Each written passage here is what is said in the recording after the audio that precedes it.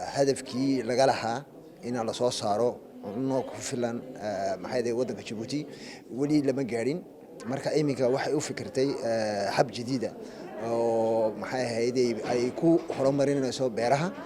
habkaasi wuxuu yahay in la caawiyo shirkadaha iyo dad shakhsi u socdaba inay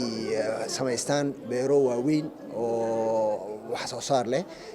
markaan beeraha la caawiyo marka dawladdu wixii waaweynaa oo dhan bay u qabanaysaa biyihii iyo loo soo dhaweynayaa waxaa la qodayaa mashruucan dhexdiisa 13 ceel oo waaweyn oo foraashka ku loo yaqaan yaa la qodayaa beero marka waa in la sameeyo ilaa 80 beerood oo boqolkiiba 30 dumar yihiin ilaa 24 beerood waa in ay dumar ay qaataan yaa la sameeyaa marka waxay hadafka ay ka leedahay maxay ahaydey wasaaraddu waxa weeyaan inay la soo saaro ilaa boqolkiiba 50 amba kala badh waxaan inaku cunno in markuu mashruucu dhamaanayo ilaa boqolkiiba 100 xitaa in la gaarsiin karo ayay rajaynaysaa